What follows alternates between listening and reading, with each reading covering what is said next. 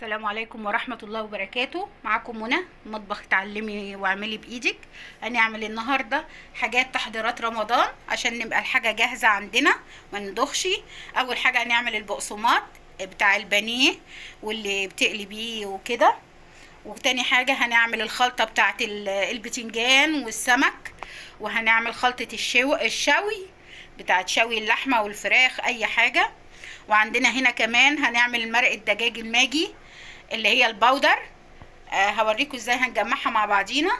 وكمان هنفرم التوم واوريكم ازاي تحفظيه. يلا مع بعض نشوف هنعمل ايه. اول حاجة هنعمل البقسماط. هنبدأ نعمل البقسماط اللي هو بنستعمله في تغليف البانيه والحاجات دي. اول حاجة انا بصوا طحنت شوية اهو. هنطحن الباقي بياخدش حاجه. اما تجيبي البقسماط تجيبيه من الراجل، بصي يكون كده، بصي عليه شايفاه. في بقى راجل يبيع لك البقسماط ناشف من عجينه الفينو، لا ما تجيبيهوش ده. تجيبي ده، شايفاه اللي تكسريه بايدك يتكسر وتطحنيه عندك في المطحنه في الكبه. شوف انت ايه اللي هيطحن، ممكن بايدك على فكره اهو. شايفه بنحط خلاص تمام. بنيجي بقى هنا عندك البقسماط مبقاش كده لوحده ابدا. ليه؟ هيبقى ناشف كده، فبتحطي له ايه؟ ده مثلا نص كيلو بقسماط، هتقومي حطاله زي معلقتين كده دقيق اهو تمام. وتحطي له معلقه كبيره كده نشا خلاص. وتقلبيه اهو كله مع بعضه. بس تيجي بقى في رمضان لما يجي ان شاء الله باذن الله يعودوا علينا بالخير والسعاده، نقوم ايه يبقى جاهز عندك. انتي متبله وشايله البفتيك بتاعك في الفريزر، خرجيه فك، مش هياخد منك ثواني. تبتدي تغلفيه وتقليه. وادي البقسماط. نبتدي نشوف هنعمل ايه تاني. مرق الدجاج الماجي بالتوابل من غير طبيخ ومن غير الغلبه دي كلها. لا احنا هنعمل توابل مجمعه على بعضيها، وان شاء الله هتدوقيها وهتطلع طعمها احلى من الماجي كمان. عندنا هنا ده ورق لورا، زر ورد، دوت بردقوش، اكليل جبل اللي هو الروزماري. هنا ده ليمون اللي هو اللومي الناشف في الاسود. وده كان عندي انا اللي ما برميش الليمونه، بسيبها لما تنشف، لما تكون خلاص مش نافعه خلاص بقوم حطها تنشف.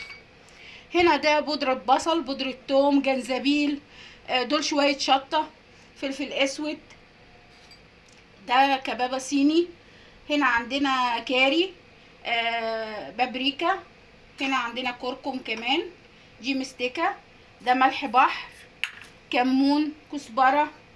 وهنا ده زعتر، ودي قرفه. وهنا ده بقدونس مجففاها انا ناشف.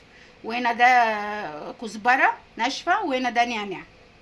اول حاجه هناخد الحاجات اللي هي المطحونه دي وبنحطها على بعضيها اهو كده.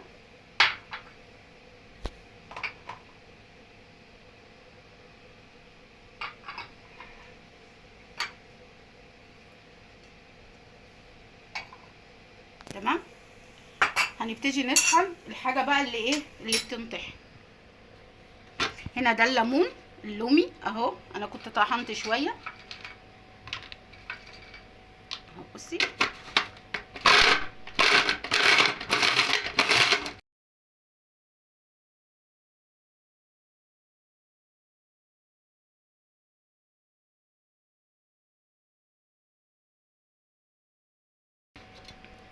اهي شايفه انطحن ازاي. هنشيله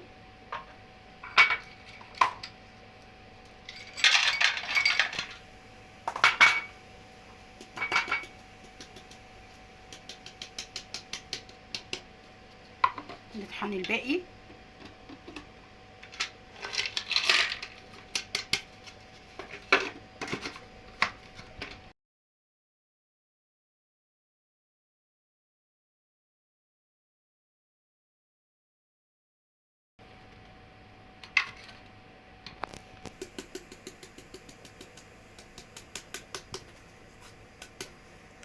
بعد اللومي اهو هنبتدي نطحن الباقي.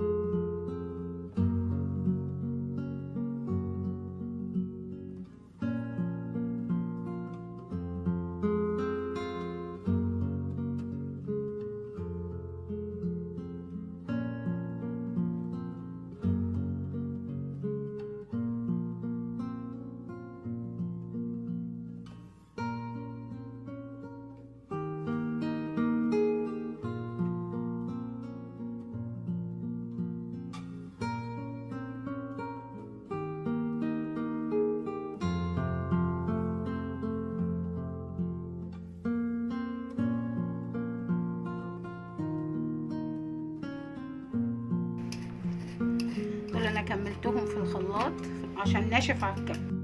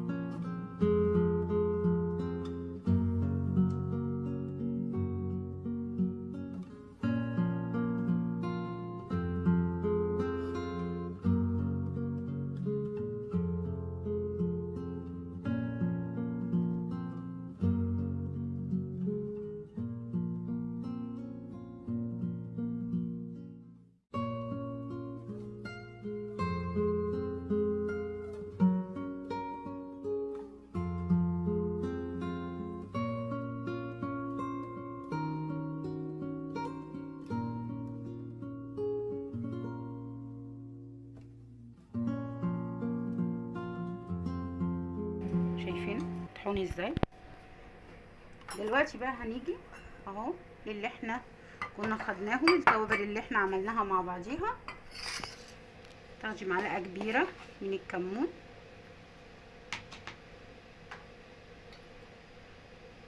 بردقوش، روزماري،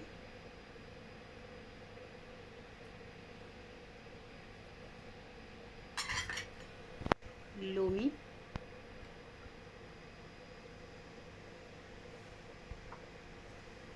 دي الكبابة الصيني اللي هي معاها الفلفل الاسود، وده الروزماري.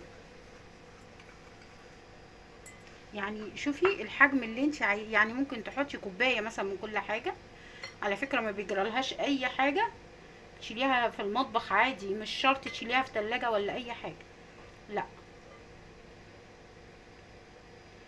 تمام. على فكره المستكه ممكن تقدري تطحنيها كده، بصي تحطي المعلقه، تحطي المعلقه اهي، شايفاها؟ ما تاخدش حاجه يعني اهي، شايفه؟ تقلبي بقى كله اهو. بقى عندك اجدع مرقه دجاج فوريه اللي هي البودره، احسن احسن من اللي بتشتريها وانضف، وانتي منضفه التوابل ومحمصاها وضامنه هي ايه. كده انا نسيت اقول لكم على اللي احنا لسه طحنينه، اللي هو الورق اللورة اهو. ادي معلقه، تقلبي بقى كله مع بعضه، تعبيها ببرطمان. كل ده ينفعك بقى في رمضان سريع وكده، وطول السنه والله هتفضل عندك، مش هتجرى لها اي حاجه طالما انت حاطه فيها الملح. خلاص، حاطه معلقه ملح اللي هو الرشيد اللي احنا طحناه، شايفه؟ مرق الدجاج الفوريه، ولا بقى نقعد نطبخ ولا نطحن وتشيلي في الفريزر ودوشه، لا.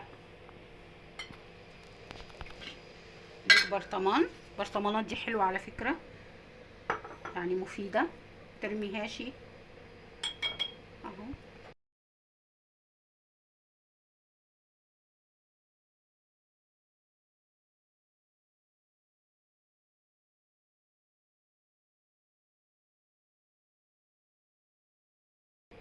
شايفه البرطمان قد ايه؟ حاجات بسيطه، انت عارفه ده كله ممكن تعمليه ب10 جنيه، يعني 2 جنيه من كل حاجه او ب3 جنيه من اي حاجه يعمل لك برطمان كبير زي ده. يفضل عندك بقولك والله طول السنه ولا يجراله اي حاجه. معلش بقى بيقع مني، ادي كده انا هشيله اهو. شايفين شكله؟ والله وريحته جميله جدا، في منتهى الجمال. يا رب يعجبكم. هنبدأ بقى نعمل التوم ازاي تشيليه، وفي نفس الوقت نعمل خلطة اللي هي بتاعت تتبيلة السمك والبتنجان. تحطي في البامية اللي يعجبك. هنا انا نضفته كله، شايفينه عامل ازاي اهو. نضفته، انا سبت دي بس عشان اوريكي انا بعملها ازاي. اهي بتجيبيها وتقومي شاده،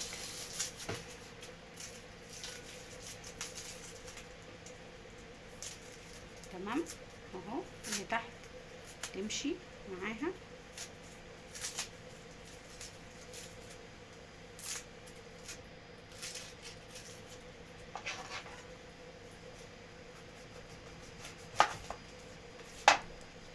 شايفينها؟ ولا الهوا يعني، ولا تعبتي ولا حاجه.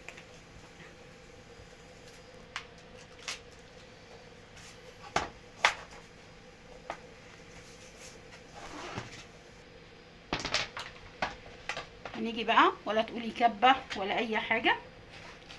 ده الاول تخليه على جنب عشان ده في الاخر. بتاخدي بس الراس دلوقتي، لكن ده ما بيترميش. تمام، تاخديها تقطعيها اي حاجه بقى. طب هقطعهم ارجع لكم تاني.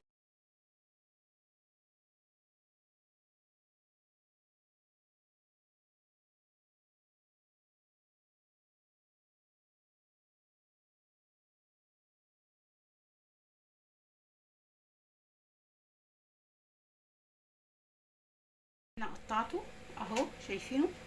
اما دول بتحطيهم بقى مع الخلطه اللي هي هنحطها مع الايه، مع الفلفل اللي هي خلطه البتنجان والسمك اهو. على فكره ده اسمه توم معمر، اتباع غالي جدا والله، مش واحنا بنرميه ما كناش نعرف يعني. هنا عندي كوبايه خل اهي، بتحطيها عليه. خلاص، ملح اهو، ناخد بس معلقه معاه، لكن بقيه التوابل هنضيفها بعد ما نطحن ونبتدي نطحن.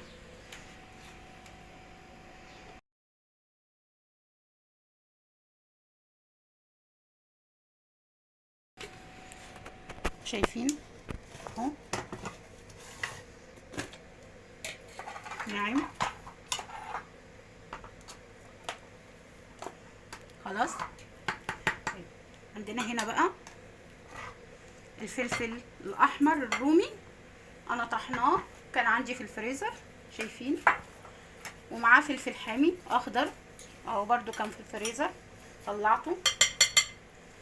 هنبتدي نحط التوابل. التوابل هي يا ستي كزبره وكمون ودي شوية توابل مشكلة، وهنا اللومي وملح.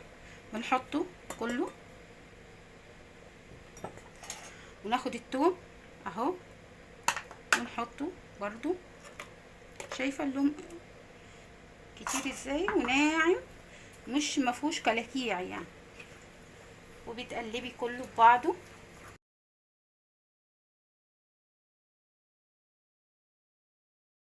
يعني ما تلاقيش بقى حتت توم وكده وتضايق في الاكل، لا، التوم اهو زي الكريمه بالظبط اهو. شايفه؟ حط شويه تاني.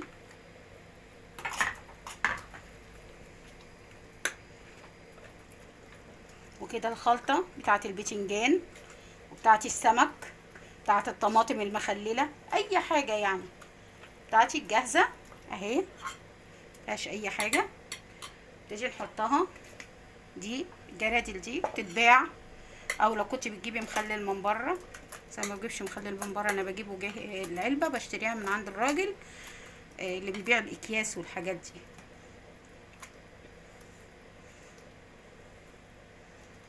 هي دي الخلطه، شايفاها؟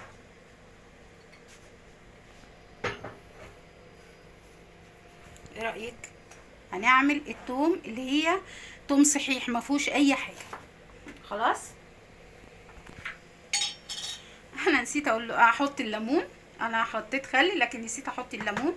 ادي الليمون، شايفين؟ انا بشيله في برطمان معصور اهو. خلاص.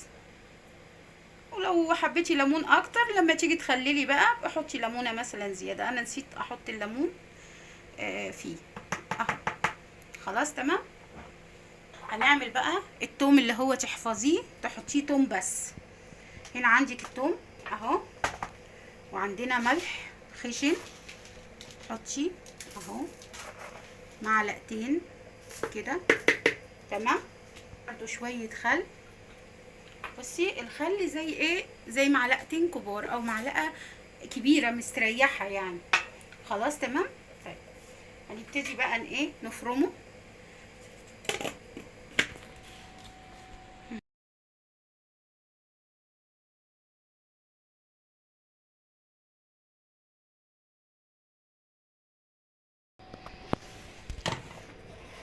كده خلاص اهو. شايفين عامل زي الكريمه ازاي؟ وسايب مفيهوش حتت ولا اي حاجه. حطينا الملح وحطينا كل حاجه. نيجي بعد كده في البرطمان طبعا نضيف مفيهوش حاجه، بتقومي حاطاه اهو.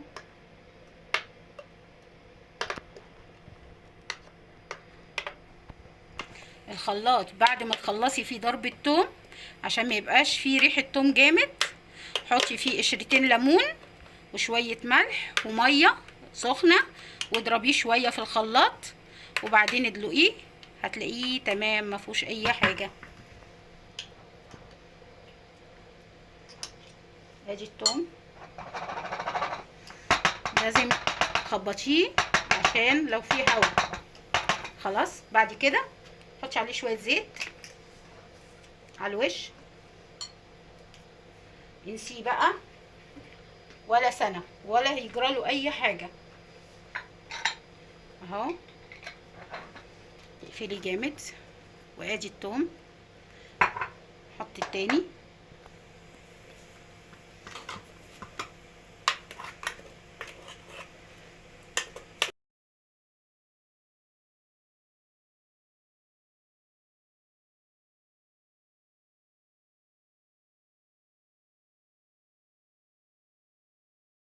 ملح وتوم وشويه خل.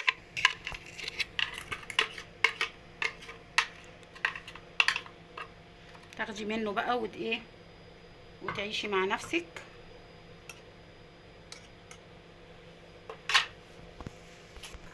اخبطه زي ما قلت لكم عشان لو في هوا ولا حاجه.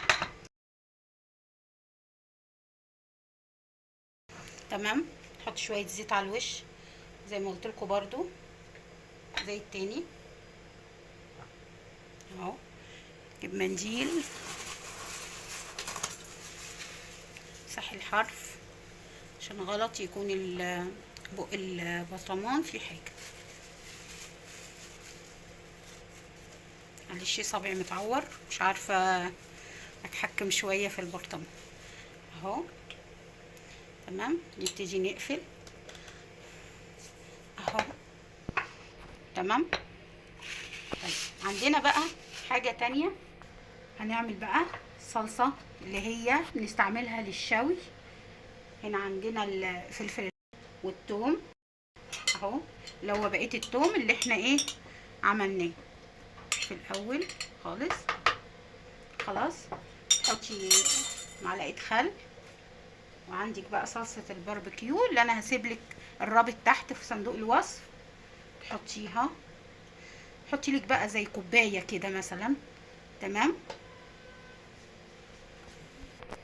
ترجعي تملي كوباية مية تحطيها.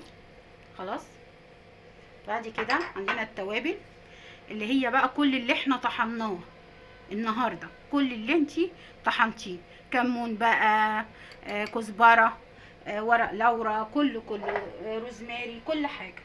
تمام، ونبتدي ونضربهم ايه مع بعض. تمام تمام، نضرب.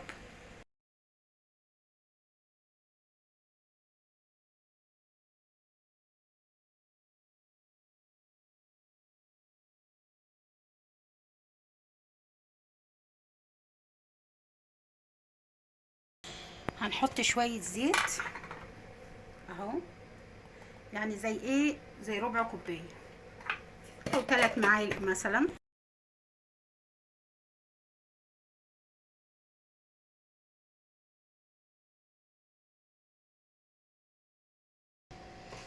ادي الصلصه بتاعت الشوي اهي.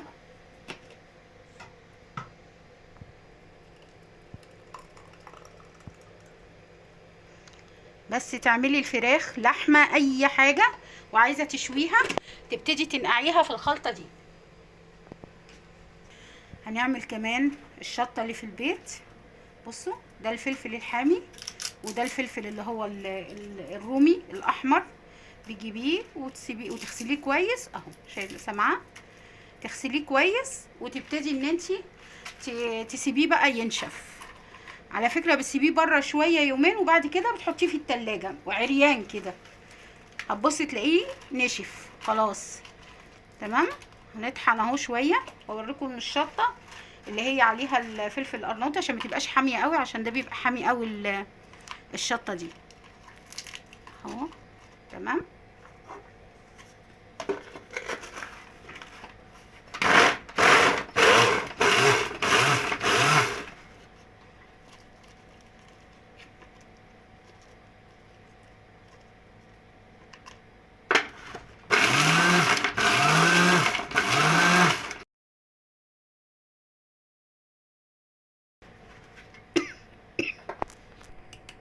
اهو طحنته. شايفين الفلفل، حطوا اللي هو الفلفل اللي بيقولوا عليه فلفل بذر او فلفل سوداني، شطه يعني شطه سوداني اهي. شايفين جمالها كده. خلاص خلصت. ادي التوم، شايف وريتكم ازاي تحفظيه توم بس. وعملنا خلطه بتنجان وخلطه السمك اللي هي خلطه التتبيله يعني، وعملنا خلطه للشوي اهي بالثوم.